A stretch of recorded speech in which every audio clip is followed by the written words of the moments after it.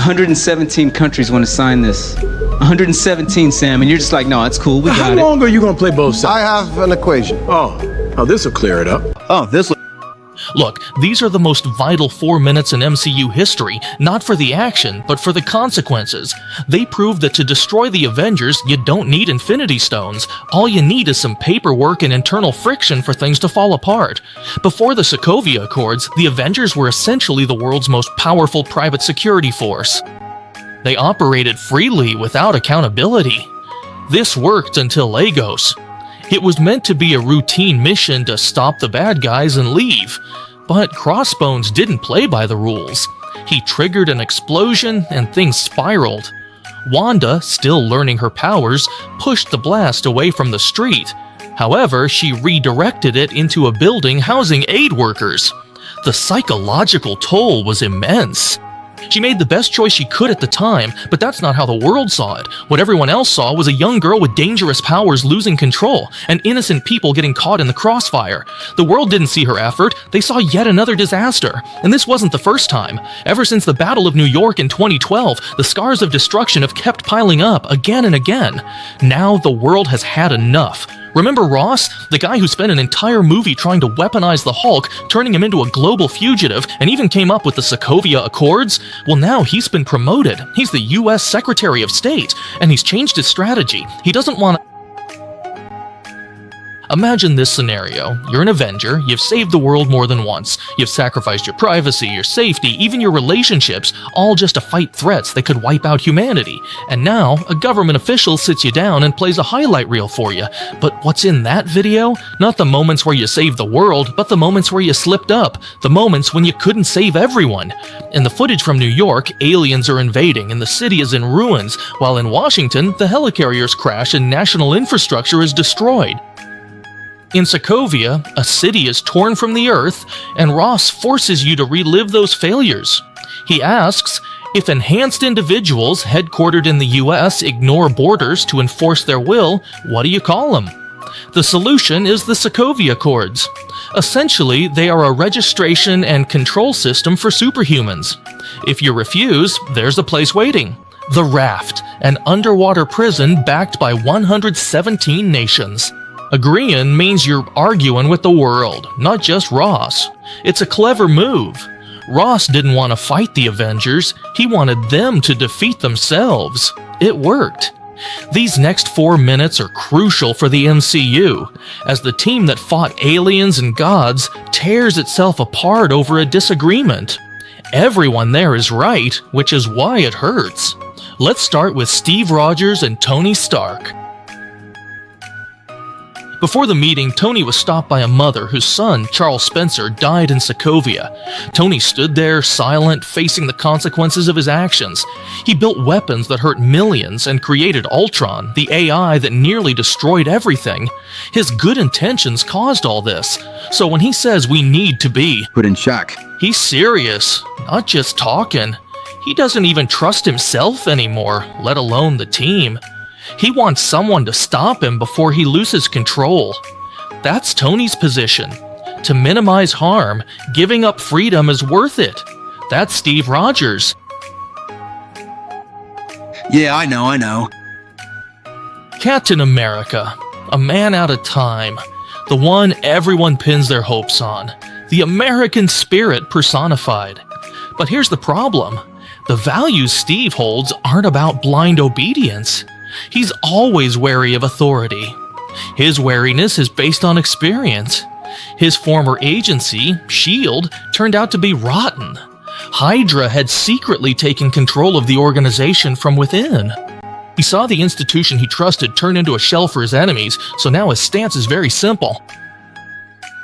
But it's run by people with agendas, and agendas change. The people sitting at Will's hearing might all be good people. What they say sounds respectable, and the decisions they make seem correct. But the problem is, that's how it is today. What about tomorrow? What if one day they order the Avengers to do something wrong? What if a disaster is happening, but they choose to do nothing because of political fallout? Steve has seen things like this before. He watched the organization he once trusted slowly rot from the inside. So when he says the safest hands are still our own, it's not arrogance. He just doesn't want to hand over his own moral responsibility. Outsource it to a committee. This is a dilemma that superheroes will always face. If you see someone drowning in the mud and a bureaucrat tells you that you can't go in without approval, are you going to stand on the shore waiting for paperwork, or are you going to jump in? Steve's answer is clear. This debate was never just between Tony and Steve. Everyone sitting in that conference room had their own stance, their own baggage. Let's start with the one who can calculate things directly. Someone whose logic is so clear it's almost cold. He threw out what was probably the coldest line of the entire debate.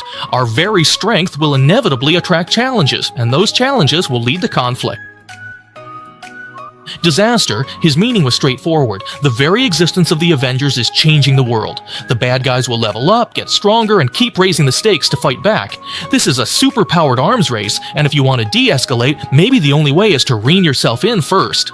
Then there's Black Widow. She's not even there, and she doesn't care about corruption in the system or debates about freedom versus oversight. She only cares about one thing: this family can't fall apart. On the surface, she seems to support the agreement, but deep down, she's calculating how to keep the Avengers together. For her, giving up her ideals is fine, but losing her family is not. Pushin'. We have one hand on the wheel, we can still see. Her strategy is actually very simple. By checking the word, at least she keeps a bit of control. Where there's life, there's hope. Zemo raised a question that no one wanted to answer directly. How long will it be before they start tracking us like ordinary criminals? Because he saw firsthand how the government treated veterans, he knows that the end of this road isn't cooperation, it's prison. For Rhodes, a career soldier, this is simple: obey orders. Actions without oversight aren't heroism, they're dangerous arrogance. Then the camera cuts to Wanda. She barely says a word because she knows that the handcuffs are his own doing. Global trust vanished instantly. Brilliantly, the Russos shot this not as a meeting, but like a divorce. The warm party light from part 2 is gone. But at his feet, I'm like, boom, you're looking for this. Relationships begin to deteriorate as people pace and push limits, distancing themselves. Steve sits aside, studying the agreement like a case. The camera frames them at opposite ends, never letting them face each other, signaling their estrangement. As Charles Spencer's image appears, everyone looks down. You can feel the suffocating air. The Russos frame this like a family falling apart. What makes this scene legendary isn't how heated their argument gets, but that both sides actually make sense. Tony stands with Hobbes. In a state of nature without authority, the world descends into chaos, so you need a Leviathan, a powerful governing body to maintain order. Steve, on the other hand, sides with Locke and Kant. Individuals have inherent rights and moral obligations, and no government can override conscience. Conscience can't be handed over. This is safety versus freedom, a debate humanity has wrestled with since the dawn of civilization. And Marvel doesn't pick a side for you, it just shows you that both forces come with a price. Signing the agreement, maybe you'll end up risking your life for legalities, maybe someone dies. Refuse and you're a fugitive hiding in the shadows. Looking back, there's no right answer, only consequences. Outside that room, Zemo was the mastermind behind the split. He orchestrated this conflict. What do you want? The power of the Zemo Empire was never about brute force, it was psychological. He never attacked the Avengers head-on because he understood one thing: if you want to defeat gods, you don't fight them directly, you make them fight each other. Zemo studied them, combing through case files, analyzing every moment of defeat, every loss, and how they reacted to trauma. He saw the cracks long before Ross brought out the Sokovia Accords. That heated debate in the conference room was never just a disagreement, it was a fracture, and Zemo was just waiting for the right moment. His entire family died in Sokovia, not because Ultron won, but because Ultron lost. So Zemo's philosophy was simple: if an empire is overthrown, it can always be rebuilt, but if it collapses from within, it can never rise again.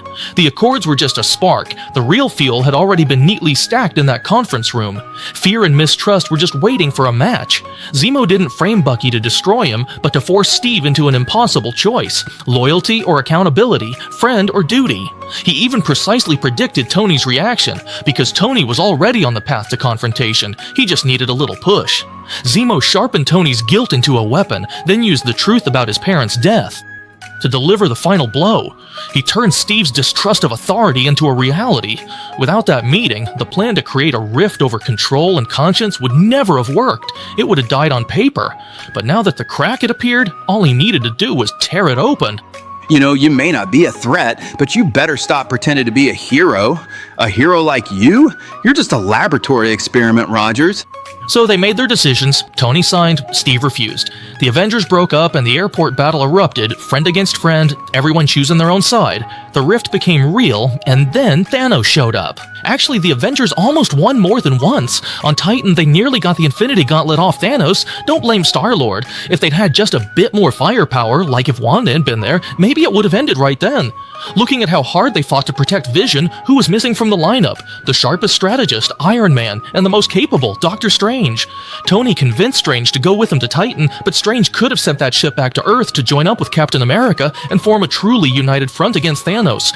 Their chances of winning would have been much higher, so why didn't he? Because he was there. If Wanda had been there as a key player, instead of staying at Avengers HQ under the team's protection, that would have been exactly the plan Tony proposed during Civil War.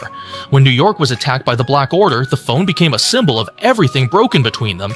By the time Tony finally worked up the courage, it was already too late. He'd been taken off Earth. Later, Banner admitted that the reason the Avengers lost was because they were divided. That argument at the meeting wasn't just a simple disagreement, it was the moment the universe lost. They sat there, choosing different paths. The countdown had already begun. I said we'd lose. You said we'll do that together too. Guess what, Cap? We lost. Even though the shadow of the Sokovia Accords still hangs over the whole world, look at Wanda's breakdown. That mental collapse triggered by grief didn't just come out of nowhere. She'd been isolated and hiding for a long time, with no support system, no team. All of this can be traced back to the Civil War. Then look at Bucky and Sam taking up the shield, the weight of that responsibility. And who is he? Just a pardoned fugitive on the run. The world is in chaos. During the 5 years after the snap, the Avengers were too broken, unable to hold the world together. Those years weren't just Thanos' victory, they were the price of division. When universe-level threats kept appearing, the world realized that restricting superheroes was a death sentence. Steve was right, but he realized it too late to save the lost half of the universe. It's so weird how you run into people at the airport.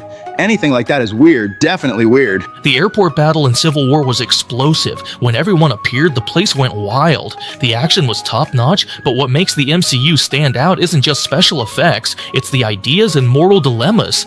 The real universe is in that conference room scene, which truly set the MCU apart. It raised vital questions. What's the cost of power and who decides its use? When good people disagree on what's right, the world listens.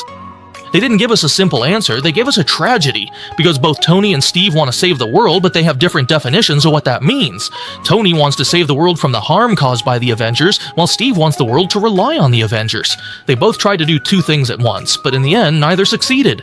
Do you know what the greatest power in the MCU is? It's not strength, not magic, not the Infinity Stones. It's making a choice and then facing the consequences. What the movie is really discussing isn't politics or registration or even just regulation. It's about when everything is up in the air, do you dare to trust yourself?